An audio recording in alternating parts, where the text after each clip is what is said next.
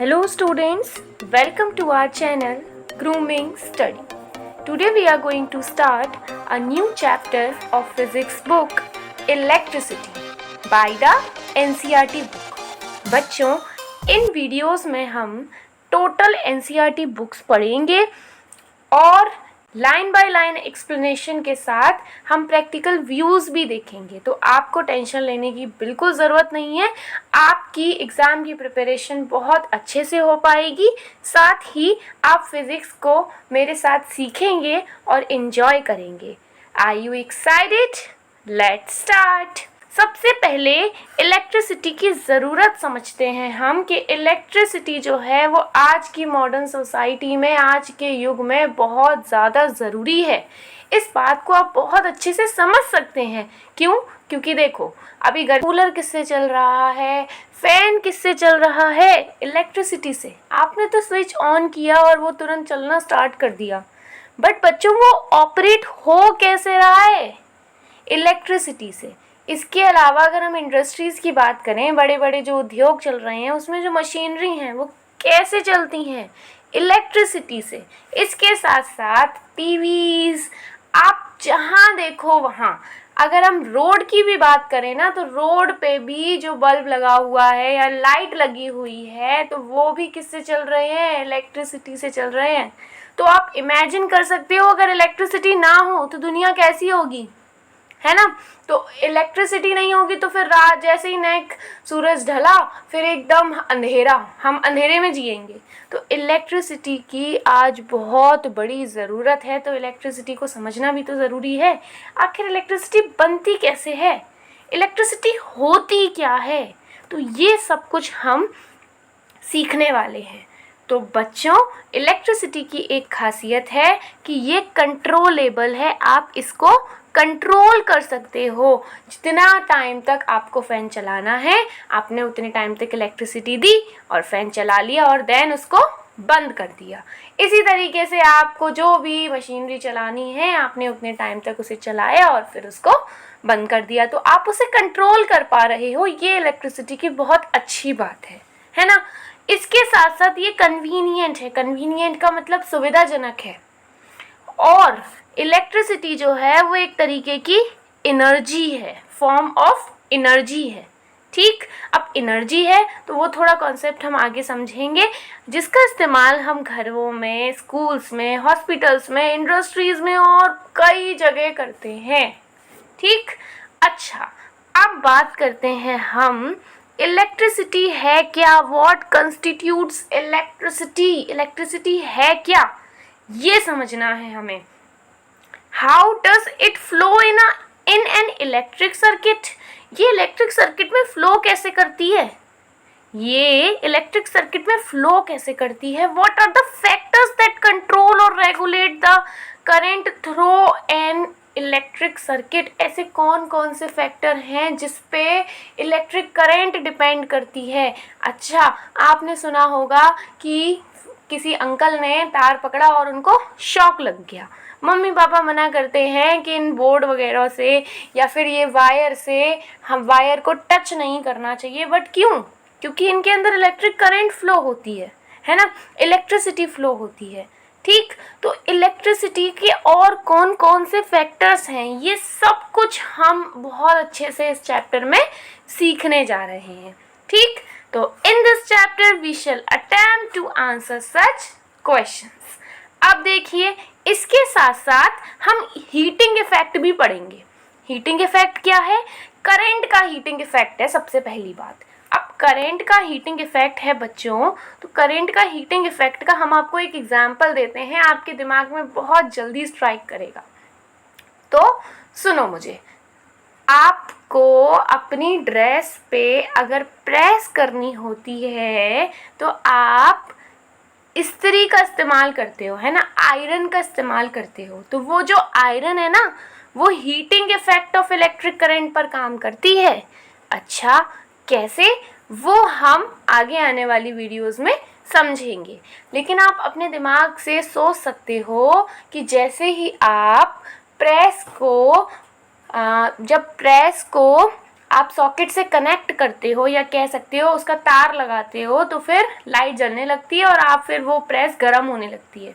तो जैसे ही आपने उसे सॉकेट से कनेक्ट किया तो फिर बच्चों उसमें इलेक्ट्रिक करंट फ्लो हुई और इलेक्ट्रिक करंट की वजह से उसका हीटिंग इफ़ेक्ट आया और प्रेस गर्म हो गई। लेकिन हीटिंग इफ़ेक्ट कैसे आया ये आगे आने वाली वीडियोस में हमें सीखना है। तो बच्चों ये वीडियो इंट्रोडक्टरी थी। तो यहाँ तक हमने इंट्रोडक्शन ले लिया इलेक्ट्रिसिटी का कि हमें क्या क्या कैसे कैसे पढ़ना है। तो चलो बच्चों अब स्टार्ट करेंगे। आज की वीडियो में हम इलेक्ट्रिक करंट को बहुत अच्छे से समझने वाले हैं। ठीक, तो बड़े ध्यान से अब इलेक्ट्रिक करंट को समझना है हमें। चलिए तो इलेक्ट्रिक करंट को समझेंगे। सबसे पहले आपको इलेक्ट्रिक करंट समझने के लिए एयर करंट और वाटर करंट समझ में आना चाहिए। एयर करंट और वाटर करंट क्या है बच्चों? एयर करंट का मतलब हवा की धारा, वाटर करंट का मतलब पानी की धारा। ठीक, तो हवा की धारा में क्या होता है? हवा बहती है बहुत तेज तेज। ठीक, तो वो हवा की धारा है। और पानी बहता है तो वो पानी की धारा है। जैसे कि जो नदियाँ होती हैं उसमें पानी फ्लो कर रहा होता है, पानी बह रहा होता है, तो वो क्या है? पानी की धारा है। तो उसी तरह से इलेक्ट्रिक चार्ज की धारा जो है बच्चों, इलेक्ट्रिक चार्ज की धारा किसी भी कंडक्टर में, अगर हवा होगी तो हवा कहाँ बहेगी? हमारे आसपास की जगहों में, यानी हमारी सराउंडिंग में। अगर पानी है तो पानी कहाँ बहेगा? पानी की धारा कहाँ बहेगी? ऑब्वियसली या तो समुद्र में या किसी नदी में, है ना? तो पानी कहाँ बहेगा? नदी में। लेकिन इलेक्ट्रिक चार्जेस कहाँ बहेंगे? इलेक्ट्रिक चार्जेस जो हैं वो फ्लो करते हैं किसी भी कंडक्टर के अंदर। ठीक है, कंडक्टर का मतलब कोई भी तार। तो कोई भी तार है, तार के अंदर क्या फ्लो करेगा? इलेक्ट्रिक चार्ज फ्लो करेगा। सबके बहने की अपनी अपनी जगह। हवा तो सराउंडिंग, वाटर तो नदी, और इलेक्ट्रिक चार्ज है तो वो किस में बहेगा? किसी भी कंडक्टर के अंदर बहेगा। जैसे कंडक्टर का एग्जांपल ले लो, तार, कोई भी तार, उसके अंदर फ्लो करेगा क्या? Electric charge. ठीक है, तो जब इलेक्ट्रिक चार्ज किसी तार के अंदर या किसी कंडक्टर के अंदर फ्लो करता है तो हम कहते हैं बच्चों कि इस कंडक्टर में इलेक्ट्रिक करंट फ्लो हो रही है। सीधी सीधी बात है। अगर हवा बहती है तो एयर करंट, अगर नदी में पानी बहता है तो वाटर करंट, और अगर कंडक्टर के अंदर इलेक्ट्रिक चार्ज बहता है तो इलेक्ट्रिक करंट। समझ में आ गई बात? इलेक्ट्रिक चार्ज किसी भी कंडक्टर में बहे या फ्लो करे तो हम कहते हैं इलेक्ट्रिक करंट चल रही है। समझ में आया? तो अब इलेक्ट्रिक करंट का थोड़ा सा फील आ रहा है कि इलेक्ट्रिक करंट क्या है। तो electric current simply flow of charge है। हमने यहाँ से क्या सीखा बच्चों? इलेक्ट्रिक करंट जो है वो फ्लो ऑफ चार्ज है। ठीक, चार्ज फ्लो करता है। अब चार्ज फ्लो करता है, चार्ज कौन सा और कैसा, सब समझेंगे, बिल्कुल पेशेंस। चलिए अब आगे बढ़ते हैं। इन अ टॉर्च में we know that cells or a battery when placed in a proper order provide flow of charge or an electric current through the torch bulb to glow।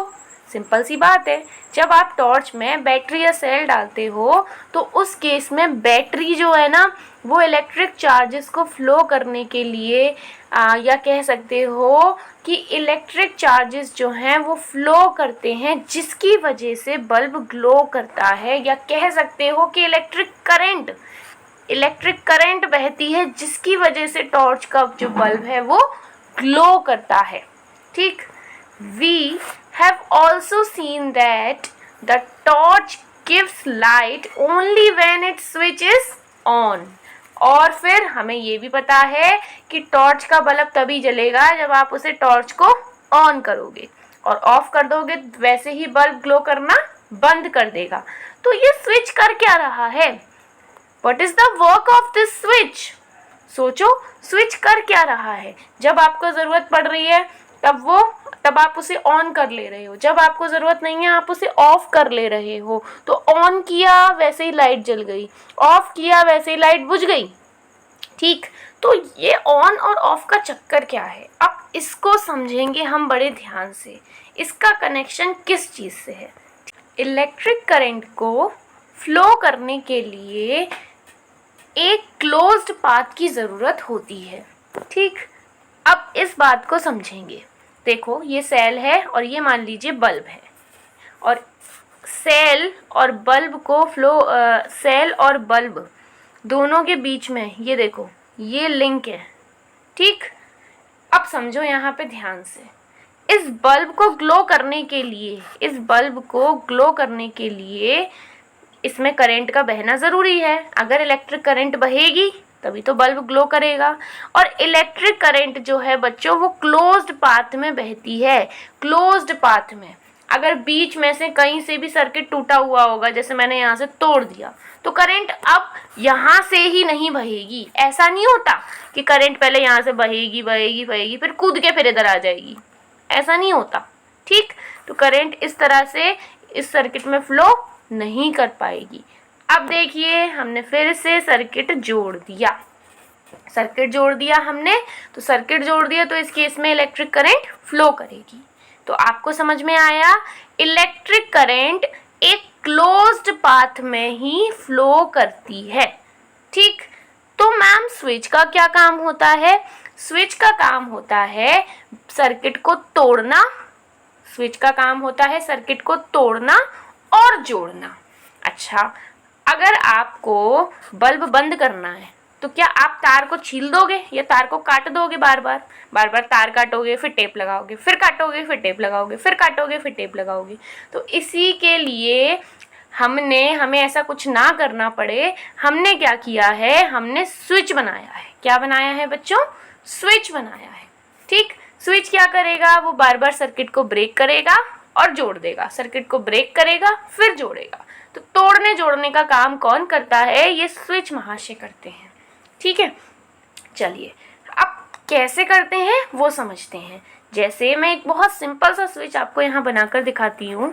ये हमने कुछ इस तरह से बनाया। ठीक, ये आपका स्विच है मान लीजिए।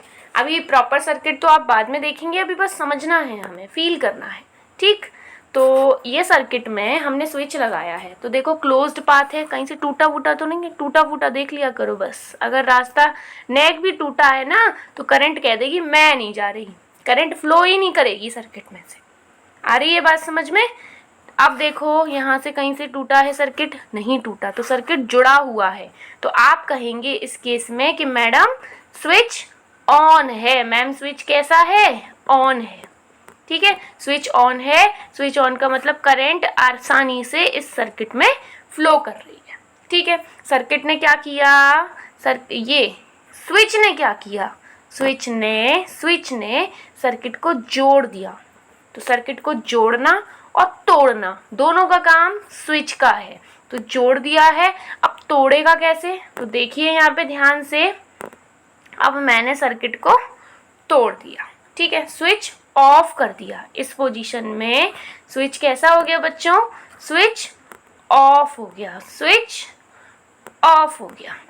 ठीक, अब आप कहेंगे मैम बल्ब ग्लो ही नहीं कर रहा है। क्यों? क्योंकि सर्किट टूटा हुआ है और सर्किट को तोड़ने का काम किसने किया? स्विच ने किया। तो अब आप अंदाज़ा लगा पा रहे होंगे कि बार बार सर्किट टूट जाता है, जुड़ जाता है, टूट जाता है, जुड़ जाता है। तो ये तोड़ना जोड़ना ये हमें क्लास लेके नहीं करना पड़ रहा है, ये डायरेक्टली हमने स्विचेस के थ्रू किया है। स्विचेस में बार बार हम जैसे ही टैप करते हैं सर्किट और जुड़ जाता है, और जैसे ही टैप करते हैं सर्किट फिर टूट भी जाता है, जिसको हम ऑन या फिर ऑफ बोलते हैं। तो अब आपको इस सवाल का आंसर भी मिल गया है कि स्विच क्या करता है।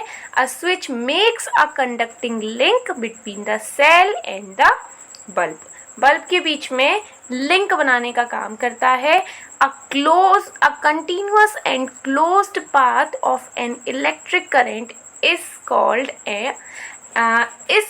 N electric circuit. और ये जो हमने क्लोज्ड पाथ बनाया था ना, इसका एक और नाम है, इसे हम सर्किट के नाम से जानते हैं, इलेक्ट्रिक सर्किट के नाम से जानते हैं। ठीक है, now if the circuit is broken anywhere or a switch of the torch is turned off, the current stop flowing and the bulb does not glow। सीधी सीधी बात है, अगर कहीं से भी सर्किट टूटा फूटा है या स्विच ऑफ है तो बल्ब ऑब्वियसली ग्लो नहीं करेगा। Is that clear? तो चलिए अब हम जानते हैं कि हम करंट को कैसे एक्सप्रेस करेंगे। जो इलेक्ट्रिक करंट है वो rate of flow of charge है। क्या है? Rate of flow of charge. ठीक, बस आपको इतना ध्यान रखना है। What is electric current? Electric current is a rate of flow of charge. Charge कितने टाइम में कितना चार्ज फ्लो हो रहा है, ये इलेक्ट्रिक करंट है। ठीक है, देखिए इसी को आप थोड़ा सा ब्रॉडली डिफाइन किया हुआ है एनसीईआरटी बुक में, आप अंडरलाइन कर सकते हैं इसको। Electric current is expressed by the amount of charge flowing through a particular area in unit time। यानी यूनिट टाइम में, पर्टिकुलर टाइम में कितना चार्ज फ्लो हो रहा है, ये इलेक्ट्रिक करंट है। जैसे अगर मैंने माना कि Q चार्ज फ्लो हो रहा है T टाइम में, ठीक, तो ये क्या बन गया? इलेक्ट्रिक करंट बन गया। अब यहाँ पे I for electric current, I electric current को I से डिनोट करते हैं, Q फॉर चार्ज और T फॉर टाइम। बात समझ में आई अच्छे से? चलिए अब आगे बढ़ते हैं हम।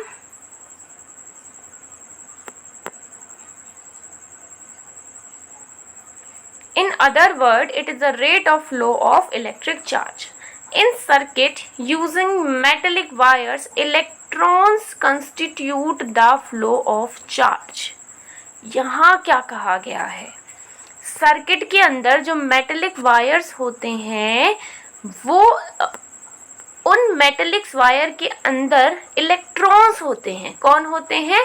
इलेक्ट्रॉन्स होते हैं। और ये इलेक्ट्रॉन्स बच्चों फ्री इलेक्ट्रॉन्स कहाए जाते हैं।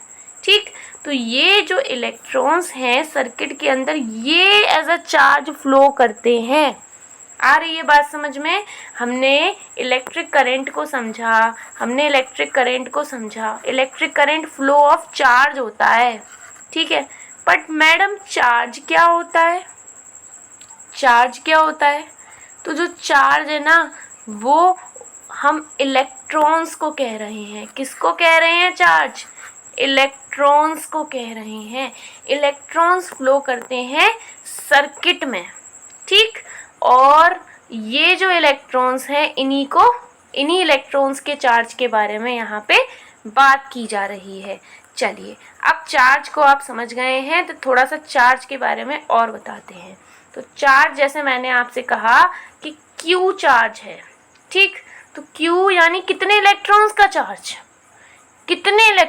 चार्ज? हमने कहा आपसे 1 इलेक्ट्रॉन का चार्ज है, 2 इलेक्ट्रॉन का चार्ज है, 3 इलेक्ट्रॉन का चार्ज है, 4 इलेक्ट्रॉन का चार्ज है। तो इलेक्ट्रॉन हमने एज अ फंडामेंटल पार्टिकल माना है। ठीक, तो इलेक्ट्रॉन के हिसाब से ही हम बोलते हैं कि 1 इलेक्ट्रॉन का चार्ज। ऐसे थोड़ी ना बोलेंगे आधे इलेक्ट्रॉन का चार्ज। ठीक, तो आप कह सकते हो Q इक्वल्स टू Ne। जो चार्ज है ना, वो इलेक्ट्रॉन्स का होल नंबर से आप मल्टीप्लाई करते हो। Q equals to Ne। Whole number का मतलब यहाँ पे 0 इलेक्ट्रॉन्स का चार्ज, यानी ना चार्ज ही नहीं है।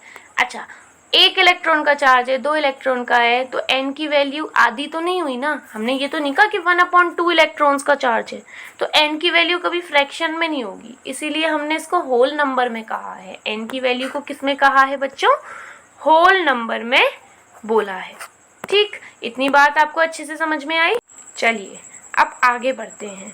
इन सर्किट, ये हो गया। However electrons were not known at the time.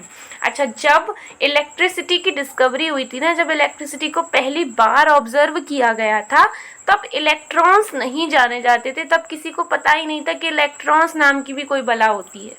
ठीक, so electric current was considered to be flow of positive charge. तो उस समय इलेक्ट्रिक करंट को मानते थे कि पॉजिटिव चार्ज फ्लो हो रहा है, क्योंकि उस समय पॉजिटिव चार्ज की डिस्कवरी हो चुकी थी। अच्छा, तो बच्चों आपको हम बता दें, इलेक्ट्रॉन्स जो हैं उन पर नेगेटिव चार्ज होता है और प्रोटॉन्स जो हैं उन पर पॉजिटिव चार्ज होता है। ठीक, तो उस समय पॉजिटिव चार्ज के बारे में पता था, प्रोटॉन के बारे में भी ढंग से क्लियर नहीं था।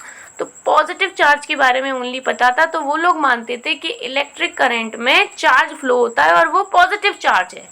बट ये उस समय गलत साबित हुआ, क्योंकि इलेक्ट्रॉन्स फ्लो होते हैं, यानी निगेटिव चार्ज फ्लो होता है इलेक्ट्रिक करंट में।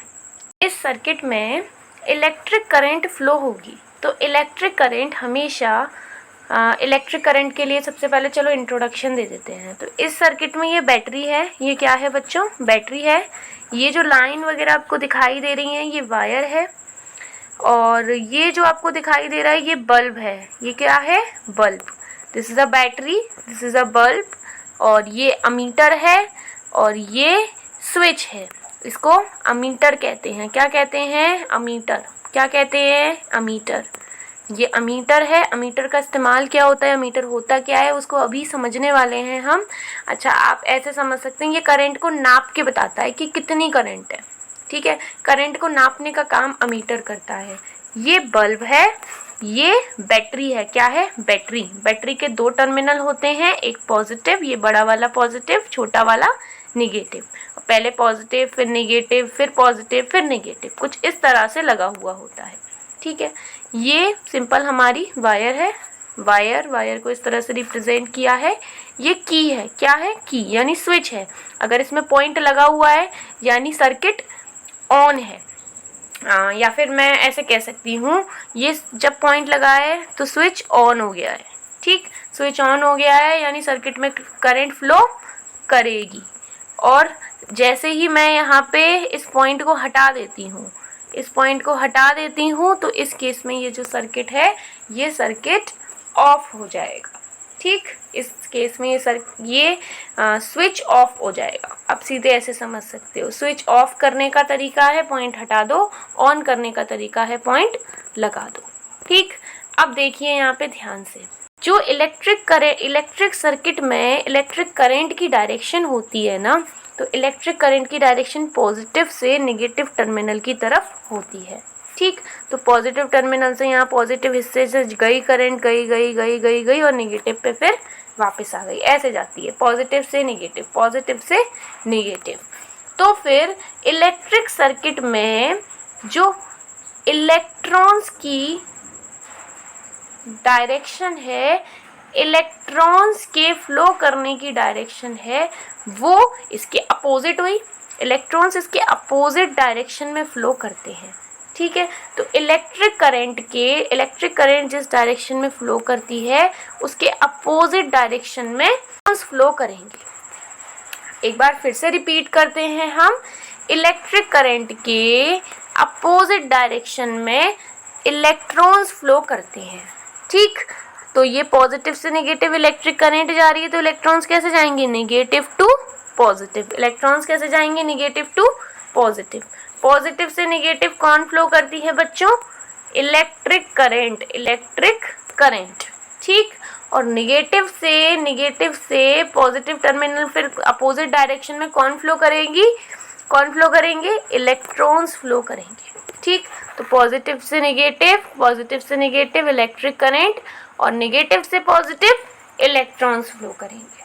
ठीक, तो ये बात रही डायरेक्शन की। तो इसके आगे का अब हम नेक्स्ट वीडियो में पढ़ेंगे। आज के लिए इतना ही। ओके बच्चों, बाय।